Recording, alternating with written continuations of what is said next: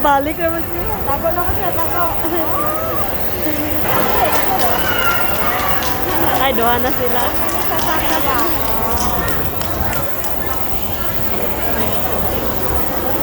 Wag mo na ipasakaon diha.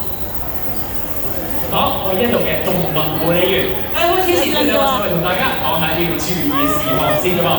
第一樣嘢，我哋呢度咧係可以影相， Lumakamot ka na. 閃光燈食咗佢，因為閃光燈啦係有機會刺激到我哋動物朋友嘅眼睛㗎。第二樣嘢就睇翻前排朋友啦，就請唔好將任何物品包括手啊、電話、相機等等，伸入呢啲圍欄範圍之內，以免發生危險嘅。咁最後都要提翻啦，前排朋友都係就請唔好打開遮啦，因為假如打開咗個遮嘅話啦，就有機會啊阻擋到上面其他觀眾嘅視線嘅。好啦，我相信大家都見到啦，我哋嘅動物朋友都已經出晒嚟咯，不如我哋打聲招呼先啦。Hello！ 喺大家面前嘅就係我哋海豚探記嘅兩位加州海獅朋友嚇，分別係 Katie 以及阿華夫喎。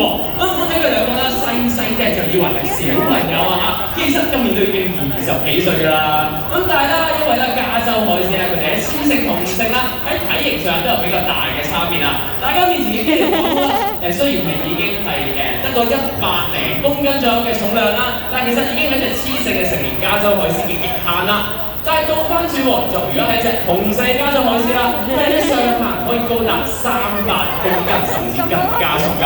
然之後大家面前兩隻加埋再大隻啲添嘅，所以如果大家喺其他展館或者喺度啦，遇到我哋一隻好大隻嘅呢個加州海獅啦，佢哋就好大機會係一隻雄性嘅成年加州海獅啦。咁我哋啦呢個上半場最主要同大家分享嘅咧就係講下我哋護理員啦，日常當中會同我哋嘅海獅朋友進行啲乜嘢嘅護理工作喎。咁首先第一樣嘢，我相信大家應該每日都會做到㗎嚇。大家朝頭早啦，起身去到廁所會擘大個口做啲乜嘢咧？刷牙非常之好啊嚇。其實我哋每朝早啦，亦都會幫我哋嘅海獅朋友去刷牙㗎喎。我哋會有一個電動牙刷，會有一個動物專業牙膏同埋 accessories。我哋會請佢哋一擘大個口，逐隻牙咁去刷㗎啦。咁前排朋友可能望到啊嚇，其實咧我哋嘅海獅朋友嘅牙齒啦係黑蚊蚊嘅喎，可能有個疑問啦，你又話朝朝都幫佢刷，點解佢哋牙齒仲係黑蚊蚊嘅咧？其實咧嗰啲黑色嘢啦係一層牙菌膜嚟嘅，同佢哋共生用嚟保護佢哋嘅牙齒嘅喎。所以實際上啊嚇，當我哋見到佢哋嘅牙齒係黑色嘅時候，先至係一個正常嘅健康嘅狀況啦。跟住我哋就會係第二項嘅護理工作喎。大家平時一出街去餐廳食飯啦，要嘟呢個安心出嚟，但係就會嘟多一樣嘢喺你哋嘅額頭嗰度，就係體溫啦。咁其實我哋每日咧亦都會幫我哋嘅海獅朋友量度我哋嘅體溫嘅。咁但係同我哋人類唔同啦嚇，人類用紅外線照一照個額頭就有讀數啦。但係因為海獅朋友佢哋嘅皮毛啊、脂肪都比較厚啊，所以我哋用咗更加準確嘅方式，亦即係降碳嘅方式嚟幫我哋量度體溫㗎。咁我哋咧會有一個探溫機，會有一條探測線啦，消毒乾淨嘅探測線，再上一啲潤滑先至會放入去佢哋肛門嘅位置嘅。咁我哋肛門就位於後面一條好短小嘅尾巴嘅下方嘅，放咗入去大概1分鐘左右啦，就會有毒素出嚟㗎啦喎。作為一隻哺乳類動物嚇，其實大部分嘅哺乳動物，例如海獅朋友又好，我哋人類都好，甚至呢一個海豚朋友都好啦，我哋都係恆溫動物嚟㗎。正常情況下，我哋嘅體溫咧會維持喺36至37度左右嘅。咁假如咧即係發現佢哋嘅體溫係偏高或者偏低嘅時候啦，我哋就會盡快聯絡我哋嘅獸醫團隊幫佢哋進行檢查喎。因為動物朋友唔似我哋啦，可以直接就話俾人哋知我哋邊一度唔舒服啦。最主要都係依靠一啲詳細檢查嚟確保佢哋身體係健康㗎。而講到檢查方面啦，就少不免有一個非常之重要嘅方式啊嚇，就係抽血化驗啦。咁我哋獸醫團隊啦，定期會幫我哋嘅海獅朋友去抽血檢驗一下㗎。咁為咗令到佢哋喺成個過程入邊啦，會輕鬆一啲，放鬆一啲。我哋日常當中咧都有啲練習俾佢哋做下，去習慣下成個抽血嘅流程咁樣嘅。咁加州海獅佢哋可以抽血嘅部位分別有佢哋前期嘅腋下，呢隻簡單睇啦，以及佢哋嘅臀部嘅。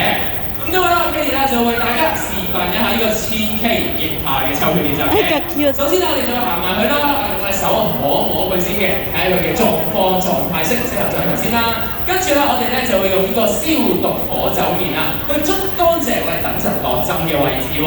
咁因為啦，啱啱講講過啦，佢哋嘅皮毛比較厚嘅，當中藏住唔少污垢、甚至細菌等等，係一定要消毒乾淨先落針嘅。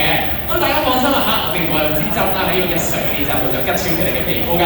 我哋個針頭係特製嘅，已經磨平咗㗎啦，所以係並唔會吉穿佢哋嘅皮膚嘅。咁當然啦，按落去仲有少少吉吉嘅感覺，應該係習慣啦。真係抽血嘅時候會有支針吉落去㗎。需要特製針頭按咗落去一陣，最後再模擬翻一個止血嘅步驟，就會完成晒成個抽血嘅練習㗎啦。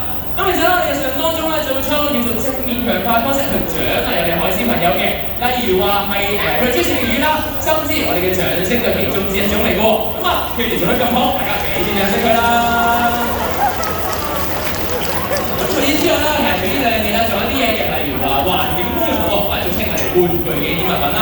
咁啲玩具咧就可以好有效咁去刺激佢哋嘅思維啊，強化佢哋嘅體能或者學習能力等等，都係要俾機會佢哋啦去展示啲天性嘅自然嘅行為咁樣嘅。咁我相信大家頭先都見過嘛，其實佢哋兩個啦，無論喺水入邊游水又或者喺地上行走，但係如果係啲野生嘅海獅又或者係其他嘅海洋生物就唔一定係好彩啦，因為啲俗稱鬼網嘅廢棄漁網存在啊。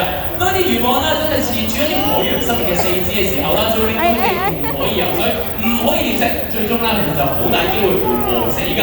所以要記得啦，就係唔好將啲唔屬於大自然啊、唔屬於大海嘅物品廢棄遺棄喺佢哋嘅棲息地入面喎，因為啲嘢唔單止會影響到佢哋生活，甚至最終有機會奪走佢哋嘅性命㗎。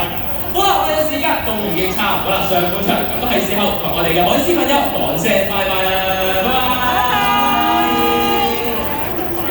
Sus, ginuto 咁na. 等兩位加咗海獅朋友啦，翻返去